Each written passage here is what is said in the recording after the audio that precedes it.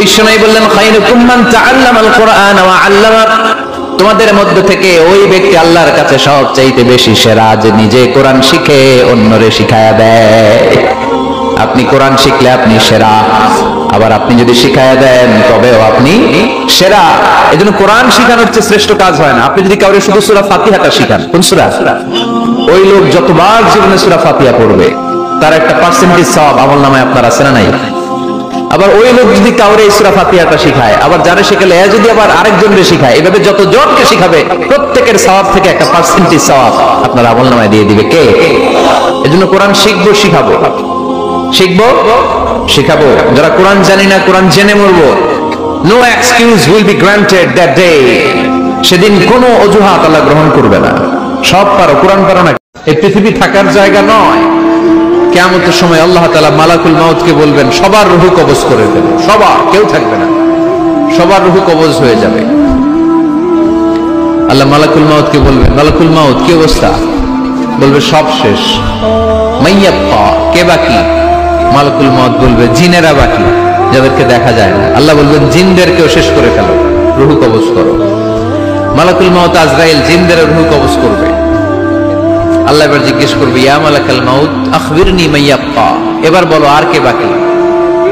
মালাকুল মাউত বলবে আল্লাহ মানুষগুলো সব শেষ, জিনগুলাও শেষ, এবার বাকি ইবলিস শয়তান, ইবলিসরেও শেষ করো, ইবলিসও শেষ। আল্লাহ আবার জিজ্ঞেস করবেন ইয়া মালাকাল মাউতি মাইয়াব্বা, আর কে বেঁচে আছে বলো?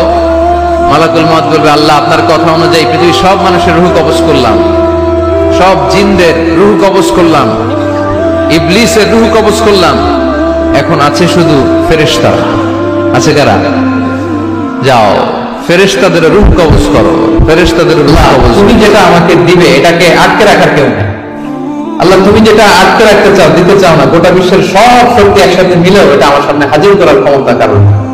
আল্লাহ তোমার সামনে তোমার আনুগত্য ছাড়া অন্য কিছুর কোনো দাম হয় না। এগুলো রাসূল সাল্লাল্লাহু আলাইহি ওয়াসাল্লাম করতেন। সকালবেলা করতেন আল্লাহুম্মা বিকা আসবাহনা ওয়া বিকা আমসাইনা ওয়া বিকা নাহইয়া ওয়া বিকা নামুতু ওয়া ইলাইকান নুশুর। আবার সন্ধ্যাবেলা করতেন আল্লাহুম্মা বিকা আমসাইনা ওয়া বিকা আসবাহনা ওয়া বিকা নাহইয়া ওয়া বিকা নামুতু ওয়া ইলাইকান নুশুর। এই দোয়াগুলো রাসূল সাল্লাল্লাহু আলাইহি ওয়াসাল্লাম করতেন। আল্লাহুম্মা আনতাস সালাম ওয়া মিনকাস সালাম তাবারাকতা ইয়া যাল জালালি ওয়াল ইকরাম। এটা পড়তেন। ফজরের সালাতের পর একটা বিশেষ দোয়া করতেন আল্লাহুম্মা ইন্নী আসআলুকা ইলমান নাফিআ ওয়া রিজকান তাইয়্যিবা ওয়া আমালান মুতাকাব্বালা। আল্লাহ আপনার কাছে আমি উপকারী জ্ঞান চাই, আল্লাহ আপনার কাছে আমি পবিত্র রিজিক চাই, আল্লাহ আপনার কাছে আমি কবুলযোগ্য আমল চাই। এই দোয়াগুলো রাসূল সাল্লাল্লাহু আলাইহি ওয়াসাল্লাম করতেন। প্রত্যেক ফরজ সালাতের পরে 33 বার সুবহানাল্লাহ, 33 বার আলহামদুলিল্লাহ, 33 বার আল্লাহু আকবার, সবশেষে মিলাতেন এই বলে লা ইলাহা ইল্লাল্লাহ ওয়াহদাহু লা শারীকা লাহু লাহুল মুলকু ওয়া লাহুল হামদু ওয়া হুয়া আলা কুল্লি শাইইন কাদির। এই দোয়াটা লা ইলাহা ইল্লাল্লাহ ওয়াহদাহু লা শারীকা লাহু, বিষ্ণু বলেন এটা আরাফার দিনের শ্রেষ্ঠ দোয়া। এই দোয়া আমি আমার আগের সব নবীরা করেছি।